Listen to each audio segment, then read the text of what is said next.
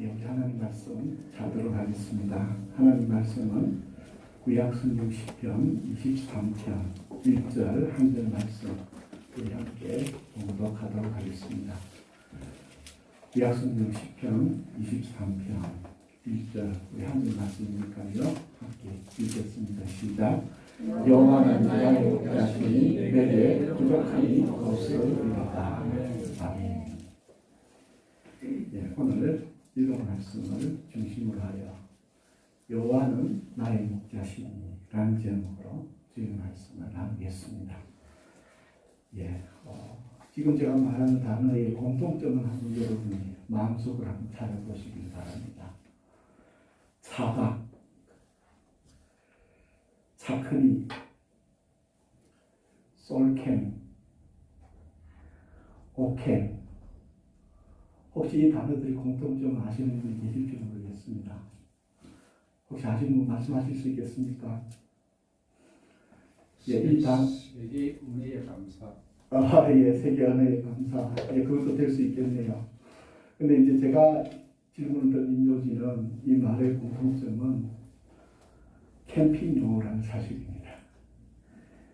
차박이라는 단어는 차에서 숙박을 하는 것을 의미하고요. 차크닉이라는 단어는 자동차와 피크닉의 합성을 합니다. 그리고 솔캠은 혼자 캠핑하는 것을 솔캠이라고 그러고, 오캠이라는 말은 오토 캠핑장에서 즐기는 캠핑을 오캠이라고 사용을 하고 있답니다. 저도 신문을 통해서 알게 된 것인데요. 요즘 젊은 분들이 이렇게 말을 줄여서 쓰는 게 유행이다 보니까 이런 단어들이 나오는 것 같습니다. 캠핑이 오늘날 이 코로나 시대에 여행의 대안이 된다라는 기사들을 보면서 거기에 나왔던 용어들입니다. 참 깝깝한 현실이죠. 우리 열심히 기도하십시다. 속히 마스크를 벗고 자유롭게 활동할 수 있는 날이 오기를 열심히 기도하십시다. 그리고 이 마스크를 이제 벗고 우리가 활동할 뿐만 아니라 이 마스크를 쓰면서 우리가 감사할 줄 알아야 될 것 같습니다. 무엇이 감사하냐? 평범한 일상이 기적이고 하나님의 은혜였음을 기억하면서, 그럼에도 오늘 우리가 이 마스크가 언젠가는 벗을 날이 올 것을 기대하면서 오늘을 주신 하나님께 감사해야 되지 않겠나라는 생각을 해보게 됩니다. 소설가 배수아씨가 수필집을 하나 써냈는데요. 그가 수필을 쓰게 된 배경은 저 몽골에 자기가 한동안 이렇게 여행을 하면서 겪었던 경험들을 썼는데요. 몽골의 서쪽 끝에 있는 잊혀진 땅이라 불리는 알타이 투바에서 유목민 경험을 하면서 처음 보는 유목민 여인이라는 에세이집을 썼습니다. 그 에세이집에는 유목민의 자유에 대해서 설명을 합니다. 그는 한국인이고 도시에서 생활하는 한 여인이었습니다.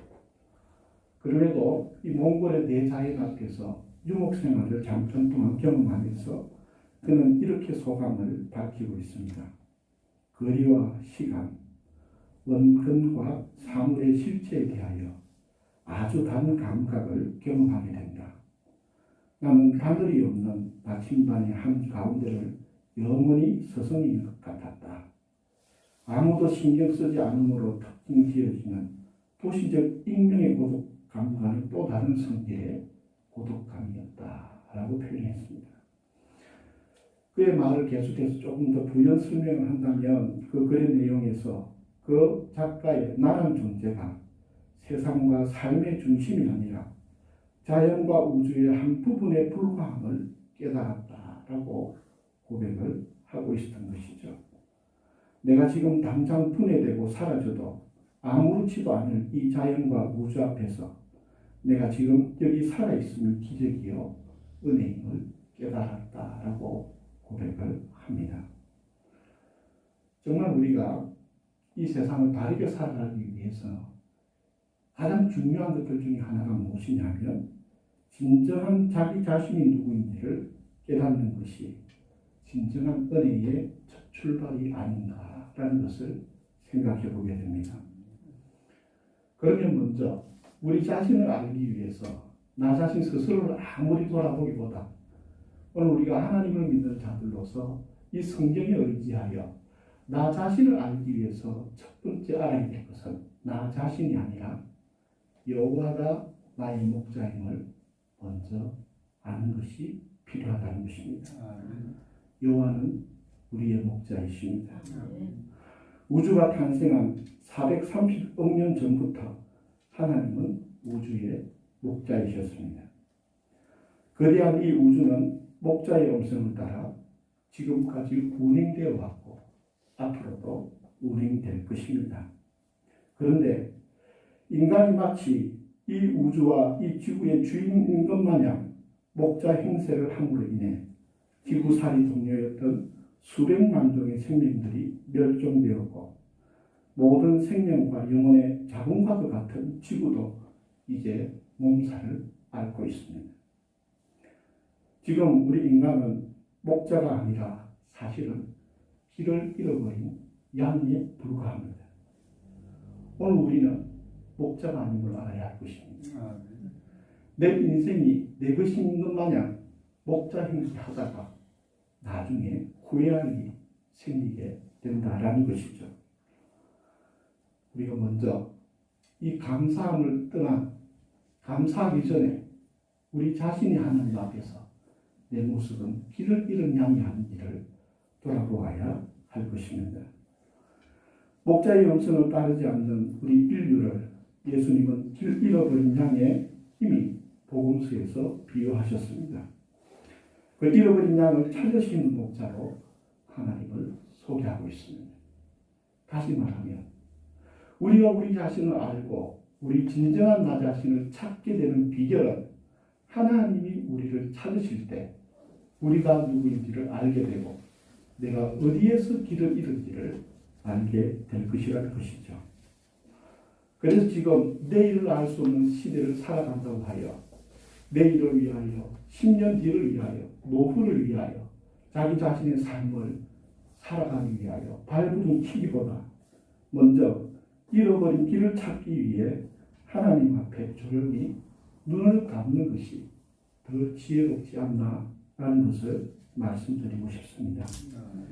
조용히 눈을 감고 우리를 찾으시는 목자의 음성에 귀를 기울이는 것이 진정으로 우리가 이 막막한 우주의 대해 가운데에서 어디에 있어야 하고 어떻게 살아야 하고 어디를 가야 할지를 발견할 수 있는 기회요 비결이라는 것이죠.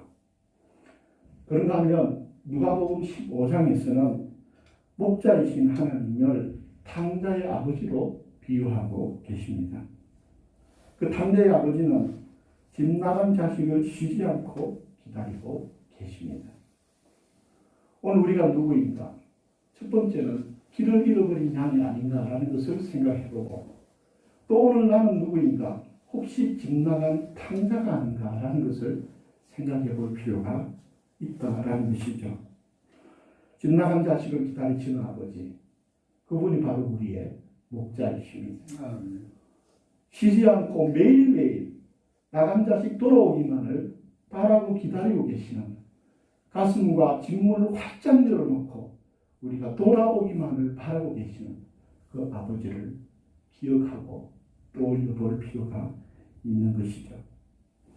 진정으로 우리가 잘 살기 위해서 나가야 할 방향은 이 땅 위에 눈앞에 펼쳐진 문제나 그 문제의 해결이나 답을 찾는 것이 아니라 아버지 집으로 가는 것이 진정한 답이 거기에 있음을 말씀드리고 싶습니다.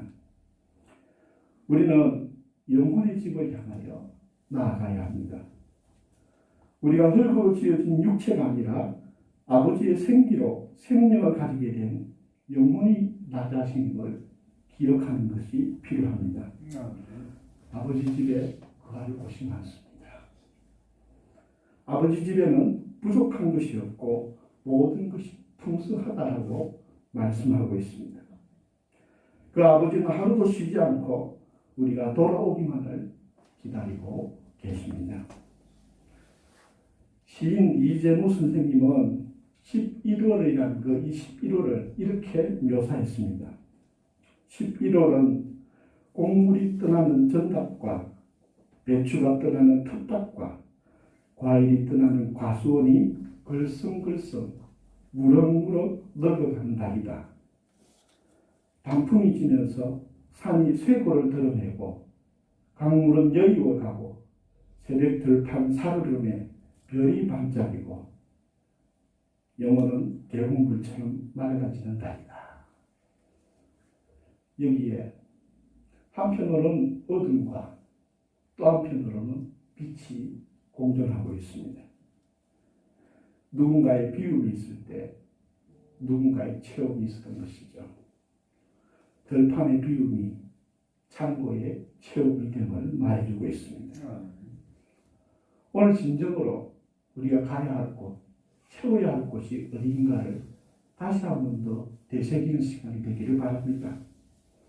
우리 마음에 있는 탐욕을 비우고 우리의 영혼을 밝히는 기회가 되길 바랍니다. 개천절을 여러분들이 이제 겪으셨는데 사실 지난달 우리가 개천절을 했죠.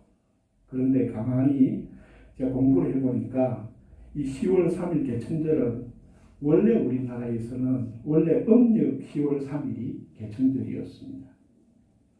그런데 해방 이후 정부가 이 음력 10월 3일 개천절을 양력 10월 3일로 바꾸었습니다. 올해 음력 10월 3일은 이제 내일 모레 화요일 11월 17일이 음력 10월 3일입니다. 근데 가만히 공부를 해보니 이 개천절이 우리나라의 개천절의 원래 유래는 추수감사절이었습니다.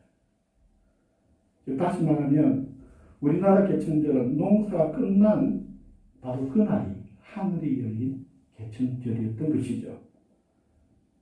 여기에 영적인 의미가 숨어 있음을 발견하게 됩니다.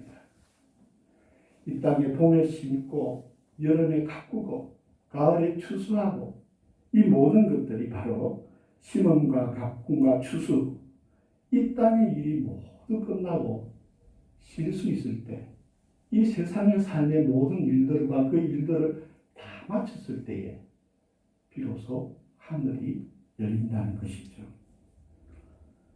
행복과 기쁨과 감사는 소유에 있지 않습니다.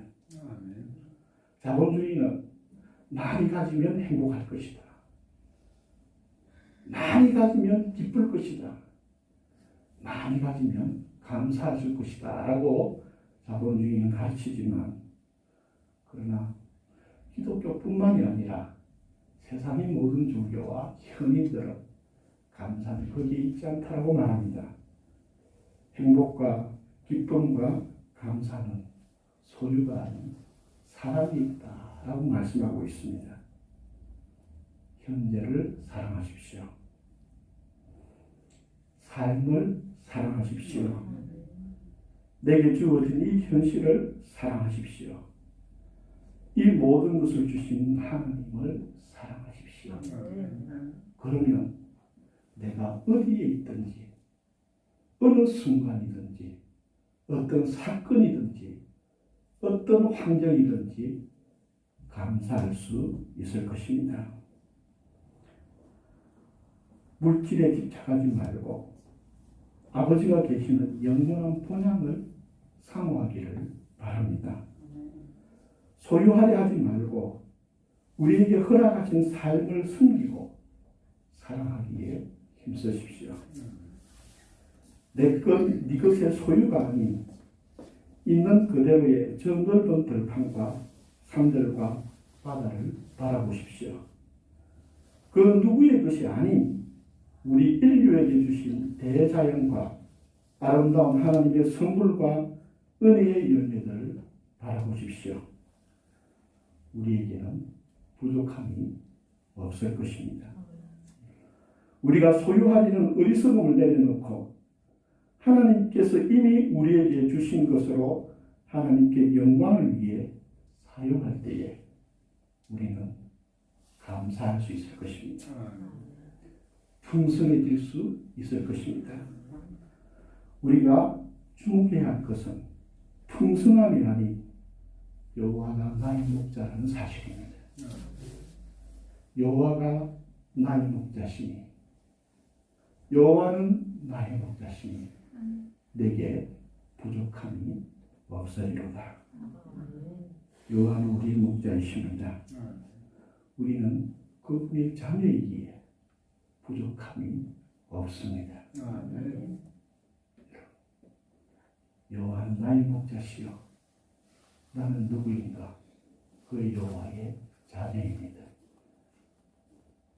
지금을 사랑하십시오. 지금을 감사하십시오. 그 여호와의 함께하심을 믿으십시오. 다음 기도드리겠습니다. 아버지 하나님, 주님이 나의 목자이심을